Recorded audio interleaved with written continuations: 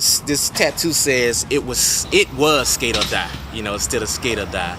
And really the tattoos just means what it says. If I wouldn't have started skating, I'd probably be dead right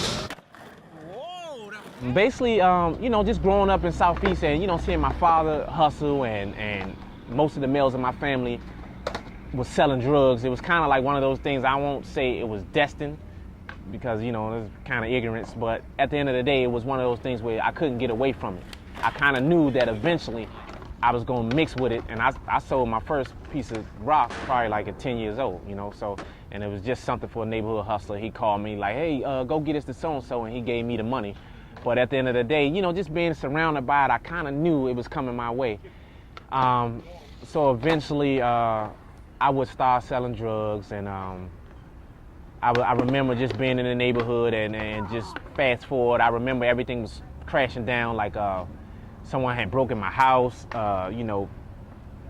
looking for some drugs and some things like that, and just everything was crashing down. I had a run-in with the police, and I think I just sat back like after that was going on. Oh, not to mention the shootout with a friend of mine. I had to mention that because luckily nobody got hurt, but at the end of the day, it was just an aggressive situation, and it was kind of like, you got to protect yourself. And it was just one of those things. Again, I don't know where I was at, it was just like a whole different side of Darren Harper, and again, fast forward, I sat down with my youngest son's mother, and we just was talking about old hobbies, what we used to do as a child. And I mentioned skateboarding, and she like, I didn't say actually skateboarding, I say skating.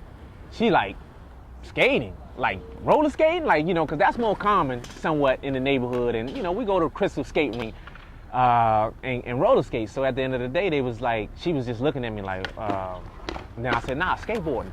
And she was like, huh?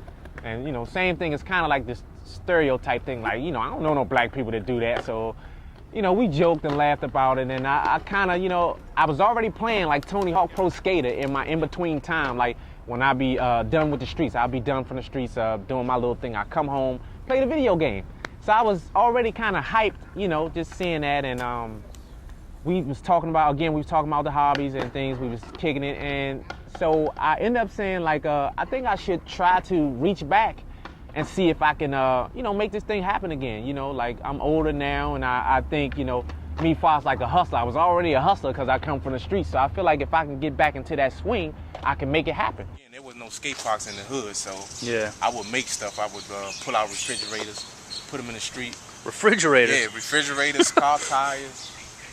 To jump over? Yeah, to jump over. Everything I could find, I would put it out.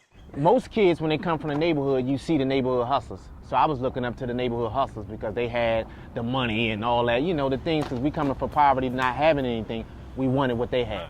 So basically it's like, when all that was going on and just skating in general, to see, not to have someone that you can touch or figure to see to help inspire you and motivate you to skate, it was hard.